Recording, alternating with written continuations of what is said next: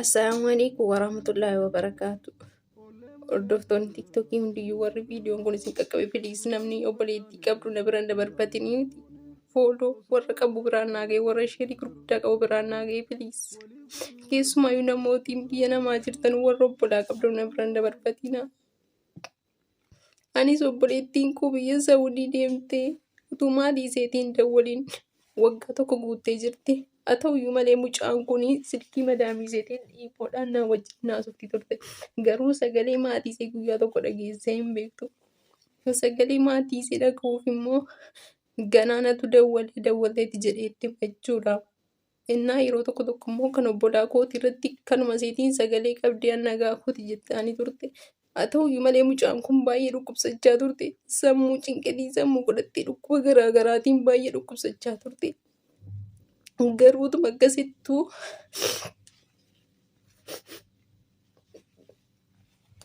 mucaan kunutuma akkasittuu har'a ji'a meeqa geesseetti jechuudha tuma dhukkubsattuu. Achi guyyaadhuma torbee kana keessa jechuudha naaf barreessite miiseejii akkas jedhu ani baay'ee dadhabeen jira maatii kootti naaf himii. Akka maatiin koo siin cannaqamne yoon onlaayiniitti deebi'uu baadhee bilbilallee harkaa fudhatti anis illee lubbuun koo na deemaa jirti naan jette. Ta'u malee mucaan kun akkuma akkasitti onlaayiniittis hin deebitee naan dubbachuu hin dandeenye. Arabni si bilbila narraa hin kaastu nama biraarraa illee hin kaastu. Biyyaallee maatiin itti bilbilu daayirektii bilbila see qabu hin kaastu. Mucaan kun kan isheen hojjettu mana xalabaati. Warri ejensii itti dawwalanii gaafatti dawwalanii jiran mucaa birrii baay'ee gaafatanii mucaan sodaattee ishii jette fakkaata. Garuu sa'aatii sanatti mucaan deebisuu iyyuu hin dandeessu baay'ee itti cimee jira dhukkuun dubbachuu iyyuu hin dandeessu keessaan gaafa naan dubbattu baay'ee dadhabduudha. Afuurri isheen deebisu boqochaati kan isheen deebistu sanayyuu hin barreessiti malee afuurri isheen deebisu jechuudha. Hindatti birrii baay'ee gaafataniif jettee mucaan natti immoo sodaattee ishii jetteen birrii hin qabatteen. Achi booda kanumaan cufatanii ani immoo isaan booda gaafa dawwalee jedhu warri ejensii siin beeknu naan jedhanii bilbila irraa kaasuu didanii siin beeknu naan jedhanii jechuudha. Sanuyyuu immoo mucaan ji'a 3 olitti itti gaafatamummaa hin qabnudha kan jarri naan jedhani. Haa ta'u malee mucaan kun immoo duutiif jiraatteen ishee hin beekamne maatiin maraachaa jiru as saqaayyaaru namni haadha qabdu nu abbaa qabdu nu jechuudhaaf na bukkeen dabarfatinaa namni haadha keessaniif abbaa keessan ilaalaatiin namni obbolaa qabdu nus jechuudha. Innaa baay'ee bakka utuu wanni tokko yookaan duute itti jirti ishee dhagahanii okkee hin taa'u turani garuu amma hin duute yookaan hin jirti jedhan warabni ishee bilbila nama kamirraayyuu haasaan jirtu. Mucaan lookeeshinii hin qabdu bakka jirtu eessa akka jedhamu hin beektu Saawudii duwwaa ta'uu qofa kan isheen beektu. Please namni viidiyoo koo kan argaa jirtu warra fooloo gurguddaa biraan naagee na biraan dabarfatin. Sharii Allah maqaa rabbiitiin si qabeen jira garuu maqaa rabbiitiin isin qabu kootiif dhiifama. Maatii koo obsuu hin dandeenye isaantu na caqammas natti dawwalu meerre seenaa hin jedhu. Madaamiin si gaafa ejeensiin itti dawwales immoo nan gasha jette garuu har'a silkiin kaastu mucaan biyyattiin gallee hin duute yookaan hin jirti hin jettu.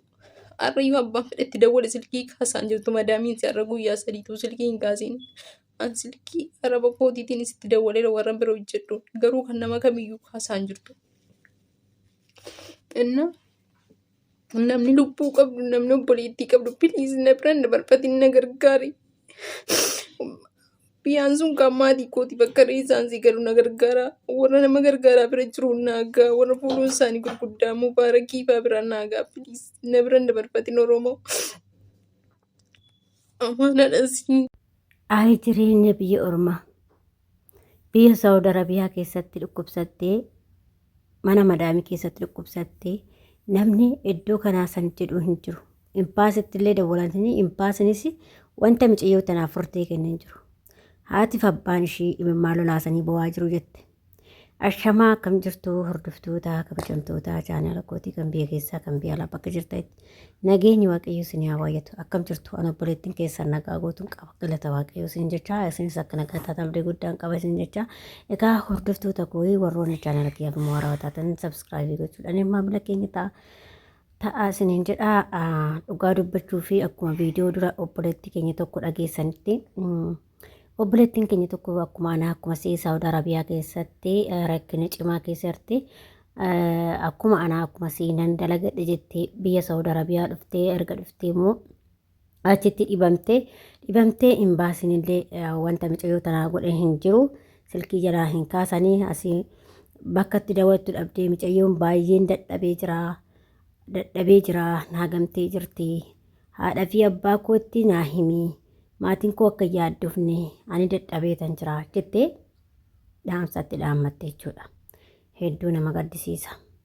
Ijoollee keenya kun dallaallis akkanatti fidee ijoollee keenya asirratti harcaase booda ijoollee keenya rakkina guddaa keessan gahaa jiru jechuudha. Hedduu nama gaddisiisa. Waaqayyoon obboleetti koo waaqayyo si gajjii ta'u dhugaa amma kunoo maatiin ishee duutee jiraattee hin beeknu waan ishee irra jirtu hin beeknu lookashiinii hin qabdu deebisiitii immoo lookashiinii ishee bakka isheen jirtu hin beeknu lookashiinii nu erguu didee madaameen ishee immoo lakkoofsa nu jalaa kaasuu didee lakkoofsa kan maatiitiin kan mana bira hojjedhullee dawwalee jira jettee mucayyoon akkasuma kaasuu didanii jettee jirtee hundumaayyuu kaasuu didee maatiin yoo biyyaa dawwalan hin kaastu. Jiraattee duutee ishee hin beeknu jedhanii haatiif abbaan ishee rarra'aa jiru jechuudha. Hedduu akka nama gaddisiisa. Jireenyi biyya ormaa akkana nama gooti. Ijoollee dhugaa dubbachuuf baay'ee tokko ijoolleen keenya asitti rakkachaa jiru. Keessattuu ijoolleen ilma haaraa dhufan kun Saawud Arabiyaa kanatti jechuudha. Baay'ee rakkachaa jiru. Waaqayyoon isin wajjin haa ta'u obboleetti koo waaqayyo harka diinaa keessaa si baasu hedduu akka nama gaddisiisa jechuudha. Dhugaa obboleewwan koo yeroo baay'ee kan dubbannu karaa dallaalaatti irraan deemtanii adaraa keessan lubbuu keessan hin balleessinaa sababa jennu isa kanaadha jechuudha. Maaliif ilmi namaa kun bineensa ta'ee jira. Ilmi namaa qarshii jaalata malee ati bakka barbaadde gara barbaadde yoo deemte mana barbaadde yoo geesse namni siin birmatu tokko hin jiru jechuudha. Maaliif osoo har'a seeraan yookiin mucayyoon kun kan seeraan dhuftu ta'eeti hin sodaate isheenillee seera sodaatte akkanatti hin darartu akkana gochuu hin dandeessu. Maaliif bakka itti fuutee akimiin dhaqxee yoo ta'uu baate immoo tikkeetti ishee murtee biyya galchite jechuudha yoo dhibee tammaatti malee as keessatti hin darartu jechuudha. Kanaaf immoo obboleetti keenya as keessatti dararamaa jirti. Adaraa keessan namni beektanis sheerii godhaati namoota gargaaran biraan ga'a akkuma micayyoo tana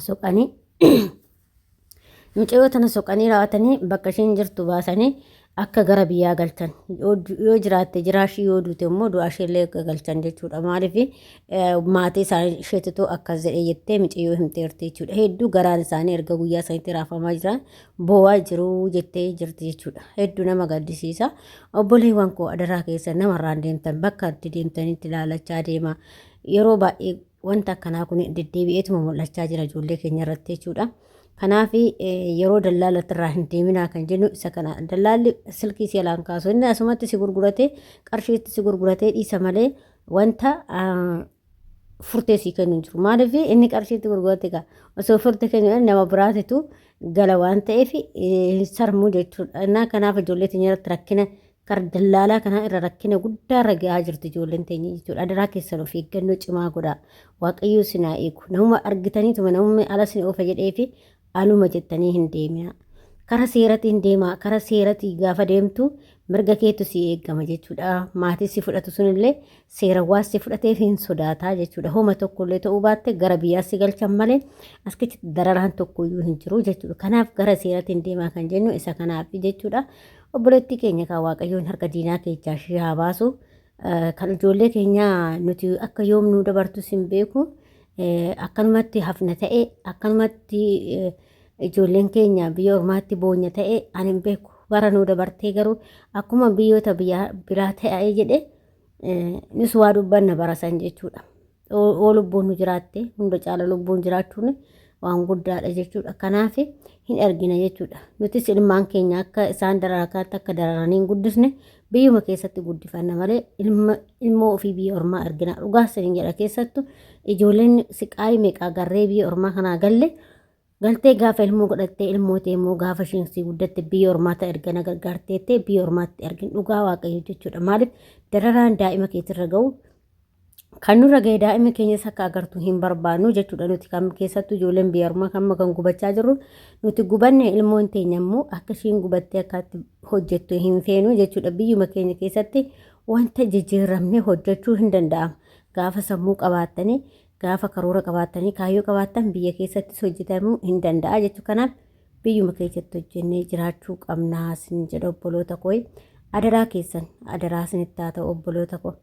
Of eeggannoo cimaa godhaa. Waaqayyoo sinaa eegu. Jarri maraattee jirti. Jarri sammuu isaanii gaazii fixee jira. Xiqqishumaan ga'uudhaan wantoota illee namaa yaadan jechuudha. Dhugaa rabbi. Innaa maaliif ijoollee keenya irraan dararaa hedduu irra ga'anii jiru jechuudha. Hedduu boochisaa jiru jechuudha. Imimmaan haadholii isin haa gubu jechuuf hin jedhu dhugaa jara kana jechuudha. Baay'ee nama aarsu gara. Gin isaan bineensa namni takka bineensa takka gaariidha malee takka madaan bineensatu jira jechuudha. Kanaaf adaraa keessan of eeggannoo godhaa. Waaqayyoo sinaa eegu obboloota koo bakka jirtanitti sinaa tiksuu inni sin duukaa haa ta'u isiniin jedha.